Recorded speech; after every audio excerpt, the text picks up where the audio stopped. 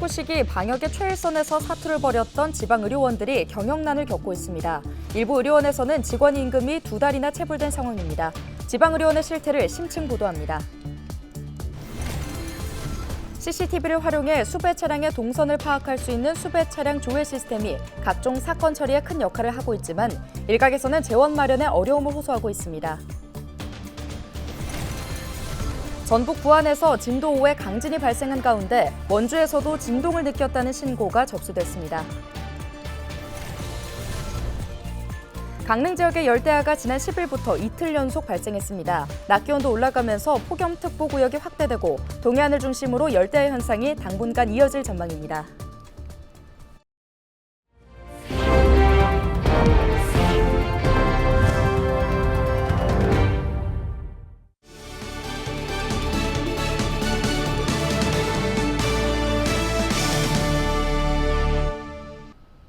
여러분 안녕하십니까? 헬로티비 뉴스입니다.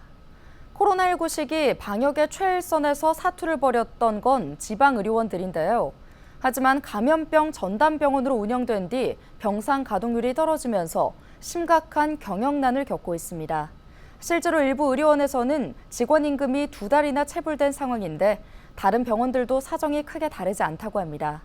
이러다 공공의료가 붕괴되는 건 아닌지 걱정입니다. 최성식 기자가 심층 보도합니다.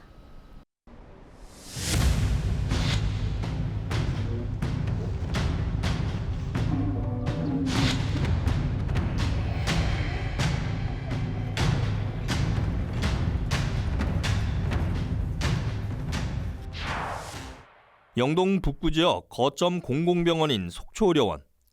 극심한 경영난으로 지난 3월과 4월 전체 직원 중 190명가량의 임금이 체불되는 사태를 빚었습니다. 한 직원의 3월 급여 명세표를 보면 과세표 준액은 260여만 원이지만 실제 지급액은 129만 원에 불과했습니다. 미지급된 임금이 50%에 달했기 때문입니다. 그나마 지난달에는 정부 지원금 등으로 한숨을 돌렸지만 직원들은 다시 급여가 밀리지 않을까 걱정이 이만저만이 아닙니다.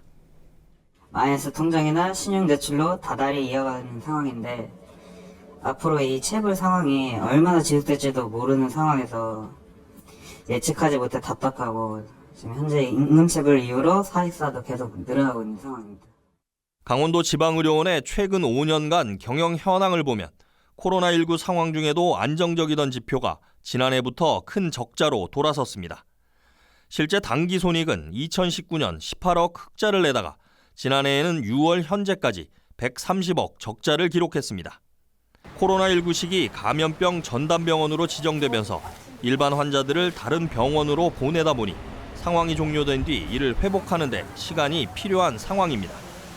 고정비용은 그대로인데 환자 입원 수익 등이 크게 떨어지면서 경영난이 심화된 겁니다. 실제 각 의료원별 병상 가동률을 보면 2019년에는 평균 83%가 넘었지만 코로나19 사태 이후 40%대로 급감했고 아직도 회복하지 못하는 상황입니다. 장기적으로 가게 되면은 속초의료원 같은 뿐만 아니라 영월도 그렇고 삼척도 그렇고서 좀 공공병원의 붕괴 조짐이 보인다. 이걸 갖다가 빨리 대책을 갖다가 만들어야 된다. 보건복지부가 지난달 전국 35개 의료원에 공공병원 경영혁신 지원금을 내려보냈지만 이마저도 반쪽에 그쳤습니다. 강원도 내 5개 의료원에 예정된 지원액은 68억 원이지만 집행 시기가 늦어지면서 절반에 달하는 지방비는 아직 추경 예산에 반영되지 않았습니다. 적자 운영이 계속되면서 전국 대부분 공공의료원들이 경영 위기 상황으로 내몰리고 있습니다. 전국 공공의료원들의 병상 가동률이 코로나19 이후 반토막 나면서 경영난을 겪고 있다는 문제는 지난해 국회 국정감사에서도 지적됐습니다. 실제 코로나19 전담병원 비상 운영에 대한 것들을 좀 소급 적용해서라도 보상을 좀 확대해주고 경영 정상화 방안을 좀 만들어 주셔야 된다. 전반적으로 회복 기간을 늘릴 수는 없지만은 특히 어려운 그 의료원에 대해서는 지원을 확대하는 방안을 재정당국과 적극 협의하도록 하겠습니다. 지방의료원들은 심화되는 의사 구인난 등으로 경영 사정이 더욱 악화되고 있다며 지원책 마련을 요구하고 있습니다. 지금 있는 공공기관도 모자르면 좀 채워주고 해서 제대로 작동이 되게끔 만들어 놓고 이런 기반 하에 더 수를 늘려서 취약 지역에다가 늘려야 그다음에 그 의료 취약 지역에 있는 사람이 제대로 된 서비스를 받지 않겠나. 강원도는 지방의료원 경영난의 원인 등에 대해서는 공감하면서도 스스로 경쟁력을 갖추기 위한 노력이 필요하다는 입장입니다. 저희가 그런 공공의료 사업이나 이런 부분에서 이제 필요한 그런 예산 부분은 최대한 지원할 수 있도록 노력하겠습니다. 이제 의료원 스스로도 지금 의료원 내부적인 문제가 어떤 것이 있는지 조직의 진단 뭐 이런 것도 필요한 상황이고요. 강원특별자치도가 지난해 전문기관의 의뢰에 분석한 자료를 보면 강원도 내 5개 의료원이 공공의료 역할을 수행하면서 발생한 공익적 손실은 무려 134억 원에 달하는 것으로 나타났습니다.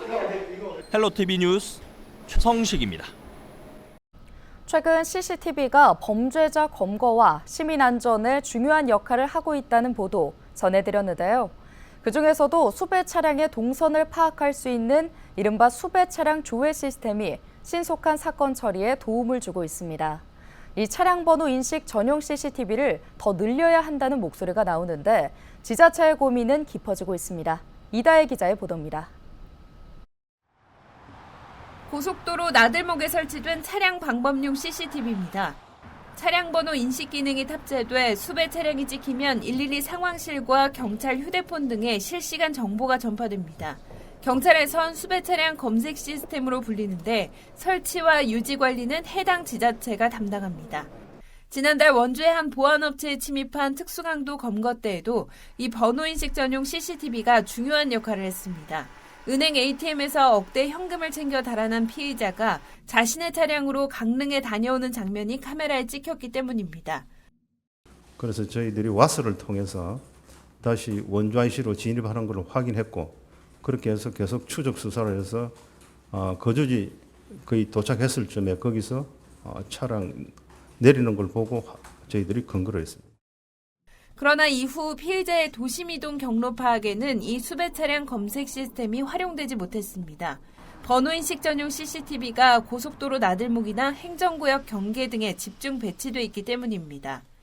도심에서는 번호인식 전용이 아닌 일반 방범용 CCTV를 활용할 수 있지만 차량이 고속으로 달리거나 야간일 때는 번호인식이 사실상 불가능합니다. 그래서 원주경찰서는 최근 원주시에 도심 내 번호인식 전용 CCTV 확대 설치를 요청했습니다. 또 설치한 지 오래돼 인식률이 떨어지는 기존 카메라 교체도 요청했습니다. 원주시도 도심 내 번호인식 카메라를 확대 설치해야 한다는데 공감하고 있습니다. 그러나 문제는 역시 재원.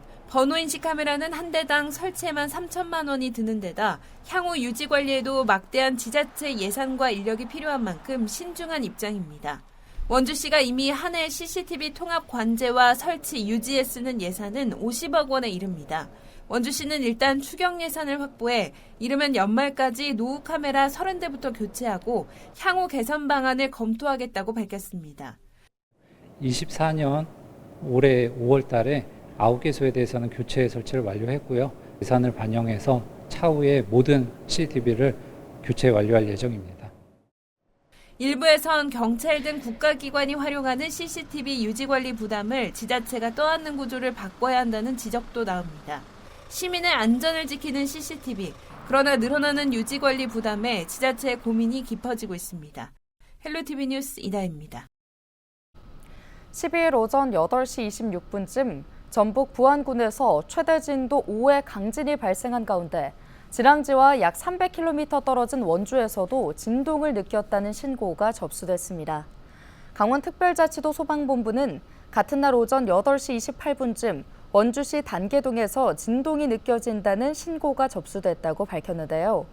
이번 지진으로 경남과 경북, 충남 등지에서도 진도 3의 진동이 있었던 것으로 추정되고 있습니다. 강릉 지역의 열대야가 이틀 연속 발생했습니다. 강원지방기상청은 11일 밤부터 강릉의 최저기온이 26.3도 아래로 내려가지 않아 열대야 현상이 이틀 연속 이어졌다고 밝혔는데요. 기상청은 당분간 낮 동안 폭염특보구역이 확대되고 동해안을 중심으로 열대야 현상이 나타날 수 있다며 건강관리와 충분한 수분 섭취를 당부했습니다.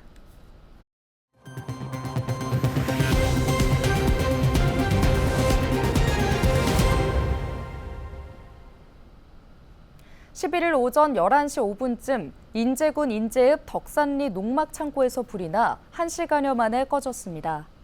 이 불로 창고 전체가 불에 탔으며 트랙터 일부가 소실됐습니다. 소방당국은 정확한 화재 원인을 조사하고 있습니다. 지난 6일부터 10일까지 동해 무릉별 유천지 라벤더 축제에 2만 5천 명가량이 방문해 입장료 수익만 1억 800만 원에 달한 것으로 집계됐습니다. 라벤더 축제 첫날인 8일에는 5,600여 명이 방문했으며 9일에는 6,900명가량의 방문객이 무릉별 유천지를 찾았는데요. 동해시는 이번 주말 라벤더가 만개할 것으로 예상됨에 따라 지난 주말보다 더 많은 관광객이 방문할 것으로 내다봤습니다. 원주시가 2024 원주 만두축제 총감독으로 신현식 한라대학교 겸임교수를 위촉했습니다. 신현식 총감독은 지난해 원주 만두축제의 탁월한 기획력과 연출력을 수행했으며 정선 아리랑제와 횡성 한우축제, 영덕 대게축제 등에서 총감독을 역임한 축제 전문가인데요. 올해 원주 만두축제의 메인 테마는 만두 성지 원주로를 슬로건으로 제시하며 전통시장과 관광을 연결하는 원도심 재창조 프로젝트를 성공적으로 완성할 계획입니다.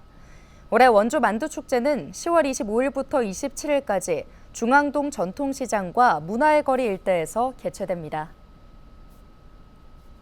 강원특별자치도가 미래산업 글로벌 도시 종합계획 심의회를 열고 132조 원 규모의 계획안을 의결했습니다.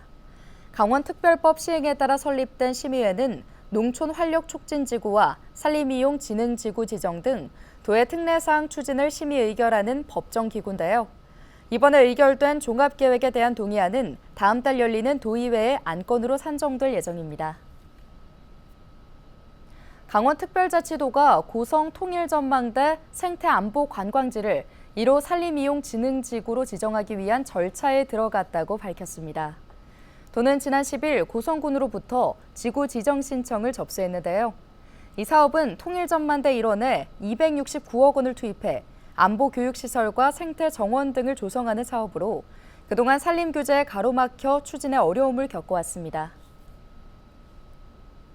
강원특별자치도 캐릭터 인기대전에서 속초시 짜니와 레오가 1위로 선정됐습니다.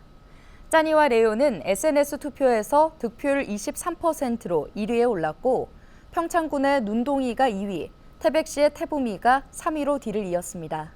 강원도는 입상한 3개 시군에 총 450만 원의 홍보비를 지원할 예정입니다. 강원특별자치도 교육청이 교육발전특구 추진단 시군 담당자 협의회를 개최하고 특구 지정을 위한 전략을 공유했습니다. 이번 협의회는 이달 말까지 진행하는 교육발전특구 시범지역 2차 공모사업 선정에 대비한 것인데요. 앞서 1차 공모에서는 춘천과 원주, 화천 등 3개 지역이 선정된 가운데 2차 공모에는 강릉 등 9개 시군이 신청했습니다. 춘천 반다비 국민체육센터가 오는 17일 문을 엽니다. 반다비 국민체육센터는 장애인과 비장애인이 함께 사용하는 체육시설로 수영장과 헬스장, 도서관 등을 갖췄는데요.